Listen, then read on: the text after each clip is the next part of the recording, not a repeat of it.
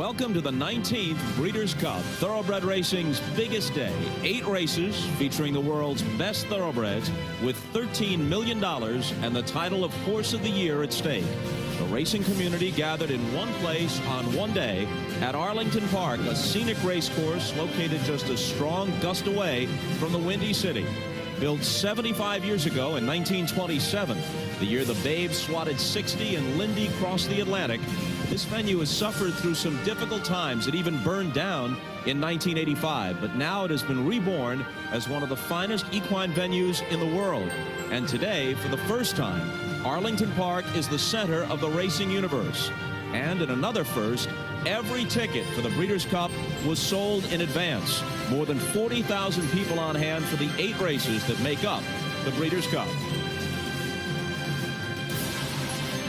Following a week of wet and chilly weather, we expected the sun to reappear today, and it's been trying to poke through the cloud cover without much success. Right now it is still pretty chilly and figures to stay that way. 46 degrees, but just a few moments ago, the track was upgraded from good to fast, and the turf.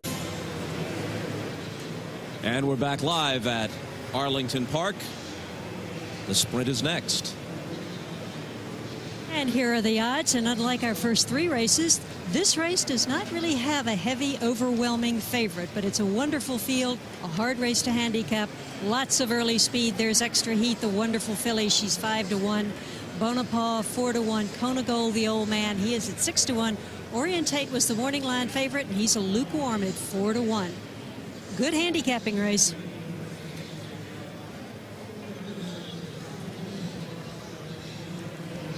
And of course, this race is historically known to be very volatile. It's a roughly run race. They're all out from the gate. It's 3/4 of a mile, and there are no holes barred. They don't put on any brakes here. You're looking at George Chavez, who's the rider of Touchtone. And right now, we're going to go down to Kenny Rice. Thank you, Charles. Kona Gold will set a record when he goes to the post. He will become the first horse to race in 5 Breeders' Cups. All those have been in the sprint. Keep it in perspective in this competitive field today. Back in '98, when Kona Gold first run in the Breeders' Cup, 5 of the horses he's running against today were born that year. 3 others weren't even born, and 2 others were yearlings. Trainer Bruce Headley told me earlier that Kona Gold basically takes care of himself. That's why he's still going strong at the age of 8.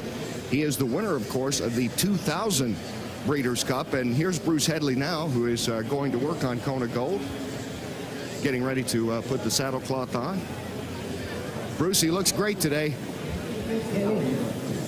All systems go for him? He's ready to go, baby. All right, I know you got to get that on. He looks like a pro. He's done this several times, so there's no worry about him getting ready. Quite a moment. 5 times is quite a deal. You said earlier, Bruce, that he basically takes care of himself. What do you mean by that exactly? Well, just look how he's standing here. He doesn't care. He doesn't have a care in the world. He could be on the beach somewhere in Del Mar. Well, he keeps coming back. He's for Bob Costas, the baseball fan that you are, he's like Hoyt Wilhelm, except he's also got a fastball to go along with the knuckleball. Bruce Headley and Kona Gold, they just keep going strong. Bob? You know, I'm trying to figure out exactly what 49, and I believe that's how old Hoyt Wilhelm was when he last pitched in the major leagues. What does that equate to in horsey years? I know it's 1 to 7 in dog years. Now, you see, I've come in, I'm sitting in Hammond's seat, and I've raised a question no one can answer, and I should just get up and leave. Well, you're right. I'll give you this. I'm right. I should get up and leave. Because you sure stumped me. I have no idea what horse to human years are, but by any standards, Kona Gold. If you don't know, no one knows. Well, isn't that a nice thing for you to say to me? I'll make it up. Let's call it 5 years for every human year. But at this rate, Kona Gold is still the old man of the field. And will not be racing at age 10, so. You never know. You never know. Bruce Headley is a wizard. He can do lots of things with horses. But there's a couple of 6-year-olds in here, and one of them is a horse called Bonaparte. And he has got one single trainer who's got one single horse in his barn, Norman Miller. He calls himself a personalized trainer. And he is the horse's groom. He gallops him, he hot walks him, he does everything himself, including giving him a 1-hour massage before Bonaparte goes to the track. Now, there's nothing unusual about holistic, non-invasive therapy on the racetrack, acupuncture, laser treatments, and so on. But what is unusual is that Norman Miller took the time to go to massage therapy school so he could learn how to do this just for Bonaparte. And he's a factor, Bonaparte. He's got lots of speed, and he's a tough horse. He's got a winning race over this Arlington track. Meanwhile, let's go to Bob Newmeyer. Well, thank you. He's won more races, twice as many, in fact, than any other trainer in Breeders' Cup history, 16. He's won twice as much money as any trainer in Breeders' Cup history, $18 million. His name is D. Wayne Lucas, and he is here with 2 horses in today's sprint race. The more fancied of the horses, number 10, Orientate. He's coming off a big win at Saratoga in the Forgo. Hasn't raced since then. And Day Trader, number 13, is a speedball. He'll try to break from the outside with Pat Day. Let's see if we can get a word with Wayne as soon as his horse comes by. And Wayne Lucas has been synonymous with the Breeders' Cup over the years as he's tightening the girth around Day Trader. He'll have to break from the extreme outside today. Pat Day will try to break sharply and then get a position into the first turn and deal with the other speed in the race. And Wayne Lucas, your thoughts on today's sprint? Well, you know, these things get hot up front. They really do. And when you put all of them in different regions of the country together, they're used to, you know, contending with one fast horse. Now you're going to get 5 or 6. So it's hard to tell just what will happen. But I think we're versatile enough to maybe, you know, make a judgment. We've got 2 great riders. You got Jerry Bailey and Orientate. He's the big horse right now. He hasn't raced since Saratoga. How come? Well, we ran him 4 times in about 10 weeks. And we thought that he runs well fresh, and we just thought going into this we wanted to be fresh. If we'd have picked out another one, that would have really put a lot of tax on him, and I just think it was better for us to wait. Handicap the race for us. Who do you like? Well, you got an interesting race when you got Bonaparte, who's run over the racetrack and obviously has an affinity for it, and then you got our horse that's off a 4, you know, race win streak, and of course Extra Heat is always around there, and she's going to be, you know, very, very tough to outrun. But I think that it'll depend on who gets the trip here today, because there are about 5 or 6 in here that you have great respect for. The most successful trainer in Breeders' Cup history, D. Wayne Lucas. Mike? Here with Norm Miller, who Charles has just said, this is Norm's only horse. He trains this horse. He hot walks this horse. He massages this horse. You do everything with this horse, Norm. And this horse is an oddity in racing. He just won his first Grade 1 race ever at age 6. Yes, and we're tickled to death about that. We're excited to be here. We feel we're winners just to be here in this company, in this competition. And we hope for a good outcome for us. We know we're again against all the champions, and we hope we come out on top. And I'm not going to be surprised if we win it. And you've done a great job with him, Norm Miller. Thanks, Norm. Charlesy? Thank you, Mike. Well, certainly Bonaparte will be part of the pace scenario, and so will this horse, number 1, Thunderello. He's got sharp early speed, and he's got that inside post position, so you can count on him being a big part of what are surely going to be some very fast fractions. He's owned by Charles Natty, a corporate lawyer whose father used to own harness horses. And here is Kalukan Queen. She's named for her owner's hometown in the Philippines, and she has dethroned the boys twice already this year. The 6-year-old mare is stablemate to Kona Gold, and they'll both be coming from off the pace and closing late. Next in line is the aptly named Disturbing the Peace. He is owned by, in part actually, by NYPD Blues creator David Milch and his wife Rita. He's won 6 straight, but none of those races were quite this tough, but they were confident enough to supplement him for $90,000. Here's a 3-year-old filly, Carson Hollow. She's virtually unbeaten. Her only losing race was a head bob in the tightest photo finish you'd ever want to see. And now she meets males and older horses for the first time. It'll be tough for her. Here's Touchtone, Iowa Derby winner. He won. He ran Point Given to a half a length in the Haskell last year, and now he shortens up for the sprint, and that's the same route that was taken by the Victoria's Gulch in 1988. Ran long as a 3-year-old and then shortened up as an older horse. Here's Extra Heat, the little bitty filly with the great big heart. She just wins and wins. $5,000 bargain. She's won over $2 million, 24, 31 starts, and she only lost last year's sprint by a half a length. She's got lots of early speed too, and she can shake them off. There's no quit in her. Wake at Noon is next in line. He's expected to be named Canada's champion sprinter. His trainer, Abraham Catrian, is a native of Guyana who originally studied fashion design, but no wins for this one outside his native Canada. Here's Bonaparte. We just talked about him. He was a $6,500 yearling who has now earned over $1 million for twin brothers James and Dennis Richard. 10% of that goes to the Children's Hospital in New Orleans, and he just seems to keep getting better as he gets older. And speaking of older, here's Kona Gold, the 8-year-old veteran. He becomes, as we've mentioned, the first horse ever to make 5 starts in the Breeders' Cup. And the pace scenario really sets up well for him to come from off the pace and make him the first horse ever to repeat in the sprint.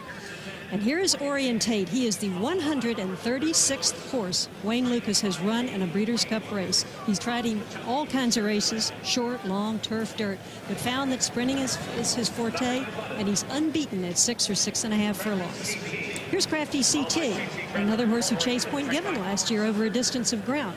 But now he's finding his best stride sprinting, and he was second to Point Given in the Santa Anita Derby. That's how good he was going along, but he seems to be better sprinting. Got an unfortunate post position, number 11. And outside of him is Swept Overboard, the Met Mile winner. He's owned by Paul Redham, who is a founder of Ditech.com. And he was trained by Craig DeLassy, who is the youngest ever to win a Breeders' Cup with re-race. Seems to need his last race, though, after a long layoff. He should be sharper today. And last but not least, his day trader, starter 137 for Lucas. 3-year-old Chase the filly Extra Heat to no avail in the Phoenix, and he gets a bad post for a horse with speed. Owner Overbrook Farm has won 3 Breeders' Cup races. That is the field for the sprint. Now we'll go down to our handicappers and see what they think. Thank you, Charles C. And the sprint is always one of the toughest races on the card to handicap. You really need racing luck. In a race that's only 6 furlongs, if you get in any trouble, very hard to overcome that trouble at the distance of 6 furlongs. And, Bob, I've got it down to 8 in here. 8, huh? Yeah, 8 out of the 13. I got to be honest, I've been studying this race for over 3 weeks. I mean, burning the midnight oil, analyzing, dissecting. Yeah. Right now, I'm looking for a little inspiration.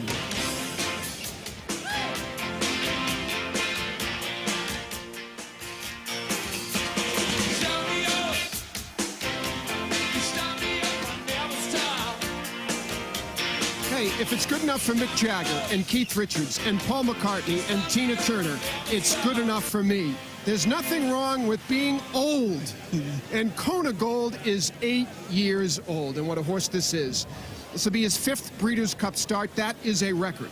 If he wins today, he'll be the oldest Breeders' Cup horse ever to win at age 8, and that's my pick because I'm getting a little gray up in the temples as well, so I'm identifying with this horse a little bit, and that's why I'm picking Kona Gold. Talk about gray, look at that. But you know what? I hate to go against the Gold. I love the Stones, I love McCartney, and I love Kona Gold. But I know it. But you know what? I think that this race is really going to be won by a horse that comes flying at the end. I think the pace is going to be torrid. There you see Swept Overboard. I think he's the legitimate late runner in this race. Look at these horses that want to go to the front. Thunderella from the inside. Carson Hollow, a 3-year-old filly that's never been headed.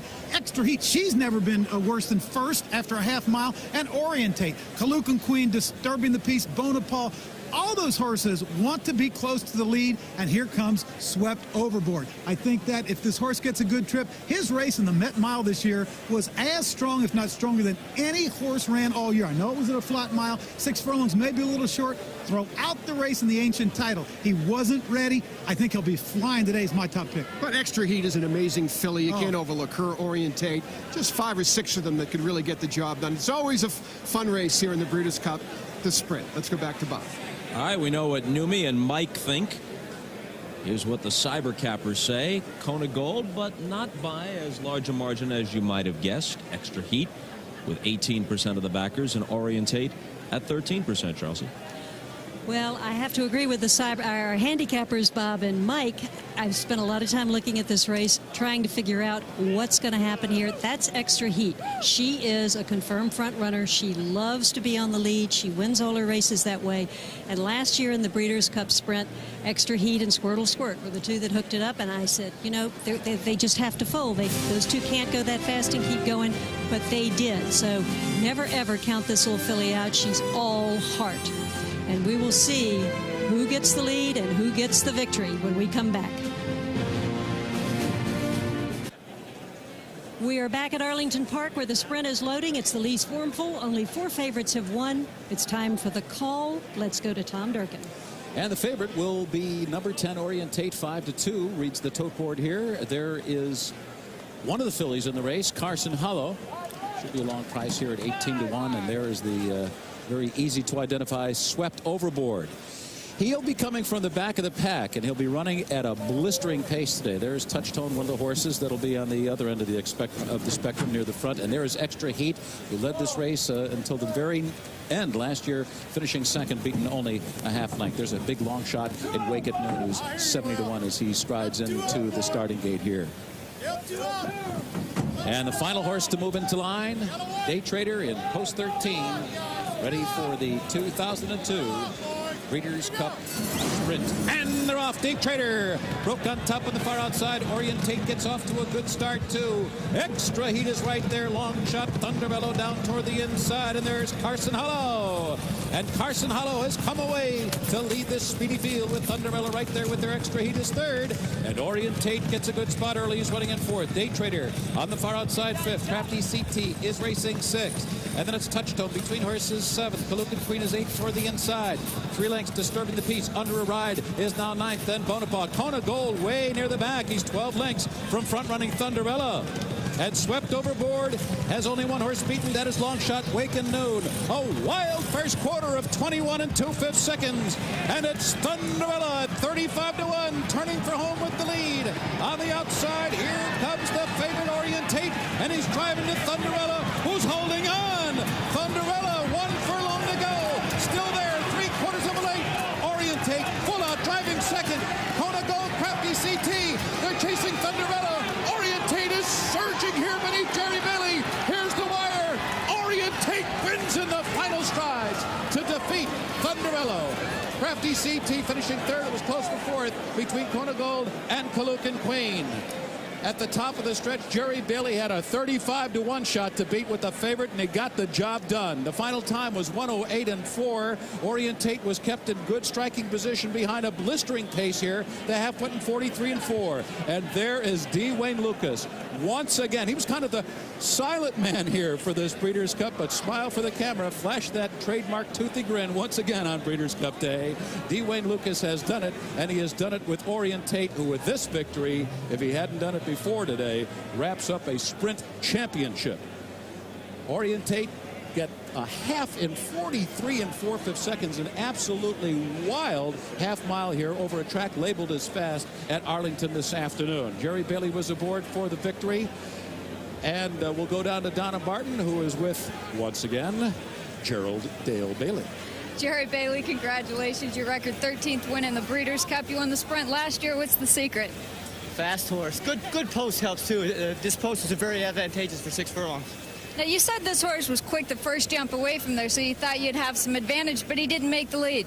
He didn't make the lead. He was quick the first jump, but I decided not to send him off his feet to see how it played out. There was plenty of speed. Probably worked to my advantage. You'd won the last 2 races on him. Did you think he was the kind of horse who could win the sprint? It's a tough race to win. It is, but I had no doubts this horse is the best sprinter. The only thing that worried me was the track, because it's kind of in between. It's not sloppy, it's not fast. All right, Jerry, congratulations. Charlesy, last year, Jerry Bailey got Frankel off the duck. Now he gets Bob and Beverly Lewis off the duck. Back to you. That's right, Donna. It's the first Breeders' Cup for Bob and Beverly Lewis, owned entirely in their own right. A big day for them. Big day for Jerry Bailey. Number 13 for him. He pulls ahead now of Pat Day. 17 wins for Wayne Lucas, and here's how he did it. Thunderella, the long shot who had broken for number 1 post, had controlled all the fractions and drug them along, but Orientate had stalked, moved to him at the head of the stretch, and gamely got up in the last few strides. No end to the good racing here today at Arlington.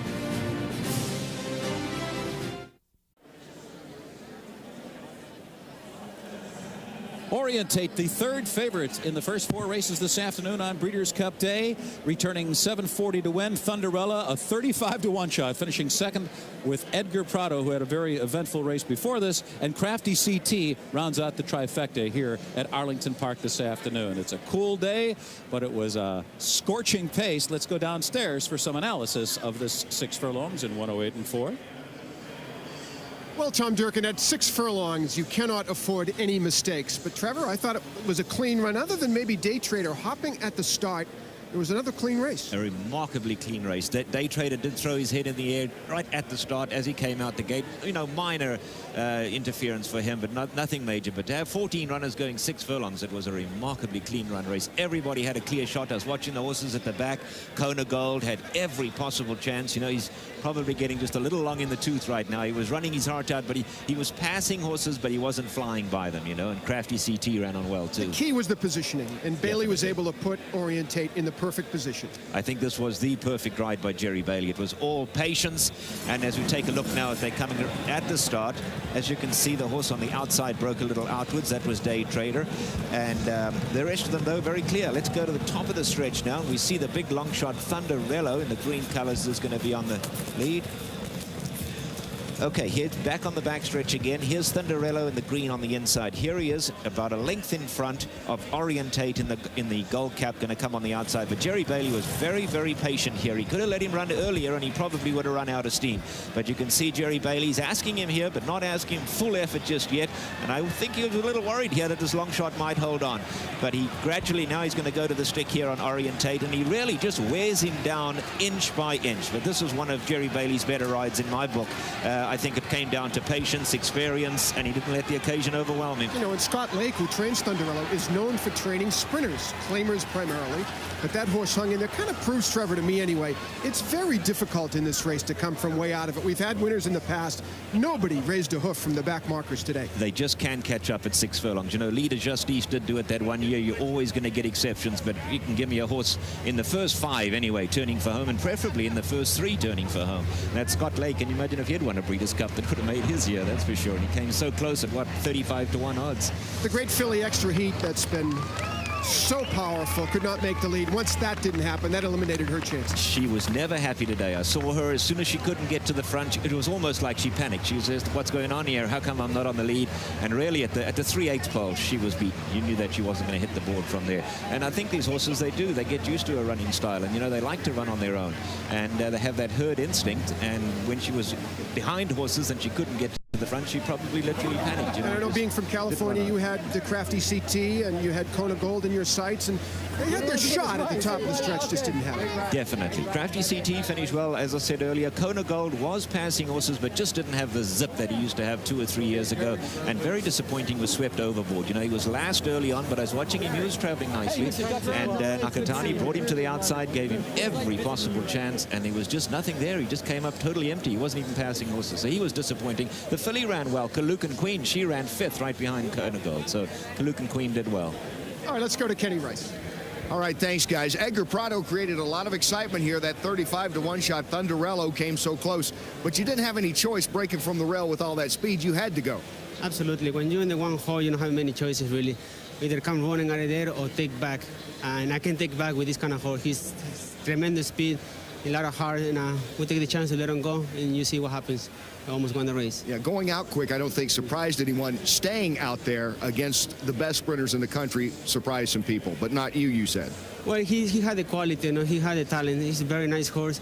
And the only thing he's been off a few months, I mean, and coming back this year, and he proved that he can run, so he showed everybody he's a nice horse, and he really be tough in the future. Okay, good luck the rest of the day. Thanks, Edgar. Thank you. Edgar Prado, we talk about a lot of the jockeys here. He's been having a great season so far as well. He won his first Saratoga riding title this past summer and rode strong at Keeneland in Kentucky this past fall. He certainly is one of the up-and-comers here, picking up a second in this Breeders' Cup sprint. Now let's go over to Bob Newmeyer.